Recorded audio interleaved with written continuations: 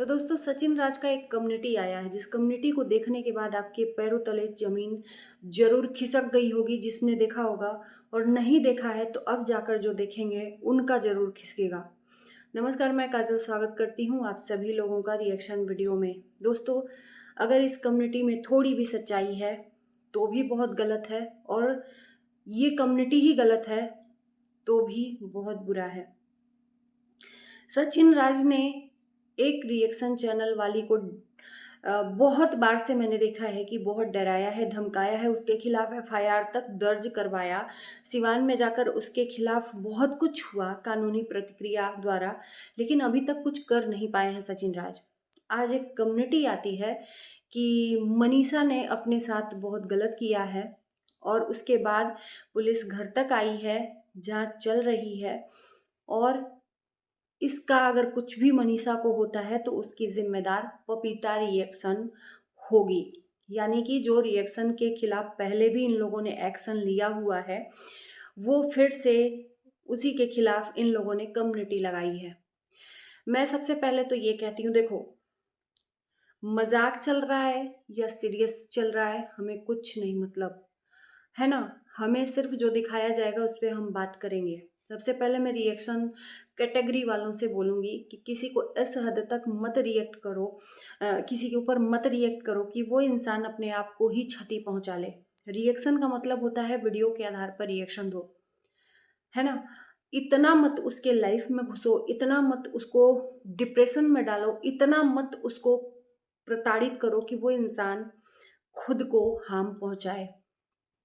खासकर मैं शुरू से देख रही हूँ, ये जिस रिएक्शन का नाम ले रहे हैं उनकी बात मैं कर रही हूँ कि वो इस हद तक जाती हैं कि इंसान सच में डिप्रेशन में चला जाएगा। खास करके हम लोग जैसे मामूली इंसान, देखो, हम ना, जहाँ पे लगता है कि हमारे रिएक्शन से सामने वाले को तकलीफ हो रही है वहां पर ही स्टॉप कर देते हैं। आप लोग देखे होंगे, जहाँ पर ऐसा लगता है। वैसे तो मैं इतना भैया नहीं जाती हूँ ओवर तक और इतना डीपली तक, मैं तो सिर्फ वीडियोस देखकर ही रिएक्शन देती हूँ।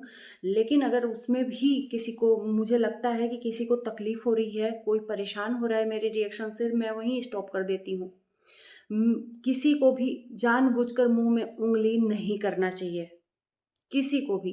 रिएक्शन का मतलब होता है, अगर हमें यूट्यूब रिएक्शन कैटेगरी दिया है रिएक्शन देने के लिए, तो सिर्फ रिएक्शन दो वीडियोस के आधार पर। जैसे कि और भी लोग रोस्ट करते हैं, रिएक्शन देते हैं, बहुत सारा न्यूज चैनल भी है, डिबेट होता है, उसी तरह से रिएक्शन चैनल है।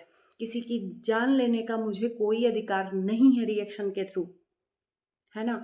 तो कम्युनिटी जब मैंने अभी अभी जस्ट पढ़ा, और मैं अपने आप को रोक नहीं पाई यार। देखो, बोलने को तो कल सुबह भी हो सकता था, लेकिन ऐसी चीजें जब मेरे सामने आती है ना तो मेरे को ना बहुत ज्यादा परेशान करने लगती हैं, क्योंकि हमारे खुद की लाइफ में ऐसी सिचुएशन आए दिन देखने को मिलती हैं और आए दिन सुनने को मिलती हैं।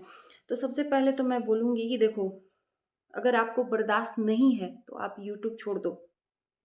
अगर आपको लगता है कि आपके पीछे लोग बहुत ज़्यादा पड़ गए हैं तो आप यूट्यूब छोड़ दो। यूट्यूब पर इतना झेलने की, इतना बर्दाश्त करने की, और उसके बाद भी यूट्यूब पे रहने की या सोशल मीडिया पे रहने की मुझे नहीं लगता कि आवश्यकता है। कोई इंसान आपको इस हद तक भेज देता है कि आप अपने आप को ख़त्म करने के लिए आप कुछ भी कर सकते हो। ये गलत बात है। सबसे पहले तो भगवान न करे ऐसा कुछ हुआ हो, मैं यही होप करूँगी, भगवान न करे ऐसा कुछ हुआ हो जो मनीषा के लिए बोला। हो सकता है कि डराने धमकाने के लिए कम्युनिटी लगाई हो, क्योंकि बहुत बार इस रिएक्शन चैनल के खिलाफ इस फैमिली ने बहुत बार एक्शन लिया है। अभी इसके पहले ही ये लोग सिवान गए थे, जिसमें सिवान जाकर जिस टाइम पर ये निशा और पंकज का जो मैटर चल रहा था, निशा पंकज और अंशु और सचिन राज का, निशा और पंकज के दरवाजे पर जाकर वापस आ गए थे, उसी दिन की बात है। ये लोग उसी के खिलाफ एफआईआर दर्ज करवाने गए थे। मैं पूछती हूँ कि जब बार बार आप लोग एफआईआर दर्ज करवाते हो उसके खिलाफ, तो अभी तक होता हुआ क्यों नहीं है उसके खिलाफ कोई भी कार्रवाई? उसके कदम क्यों हमेशा बढ़ते जा रहे हैं, आपके ऊपर हावी होते जा रहे हैं? आखिर में क्यों इस हद तक उस इंसान को आप बढ़ावा देते जा रहे हो कि आज आपके ही घर के सदस्य को वो हार्म पहुंचाने तक पहुंच गई है? आखिर में क्यों उस चैनल को इतना बढ़ावा दिया जा रहा है? अगर बढ़ावा नहीं दिया जा रहा है, उसके खिलाफ एक्शन लिया जा रहा है, तो अभी तक उस एक्शन का कोई हमें रूप क्यों नहीं मिला? उस एक्शन का कोई भी हमें प्रतिक्रिया क्यों नहीं मिला? आज तक उसको कोई उसका मुँह ज़बान बंद क्यों नहीं करवा सका? यार, एक इंसान होता है कि चलो ठीक है, हम एक हद तक रिएक्शन देते हैं, उसके बाद से वहीं स्टॉप कर देते हैं। लेकिन ये इंसान इस हद तक, यार, हमें बहुत बार लोगों ने बोला कि ये चीज़ें हैं, ये मैं नहीं लगती ऐसी चीज़ों को, मैं नहीं लगती ऐसे, देखती भी नहीं। देखो यार, गाली-गलौज कभी भी किसी को बॉडी शेमिंग या किसी के कैरेक्टर को उछालना या किसी को गलत तरीके से एक्सपोज़ करना, ये गलत बात है। ये गलत बात है और शायद ऐसे ही लोगों की वजह से रिएक्शन चैनल बदनाम हो गया है। जब हमने रिएक्शन चैनल खोला था, उस टाइम पर कंचिद बस 2 या 3 या 4 कह लें रिएक्शन चैनल थे, रिएक्शन कैटेगरी में।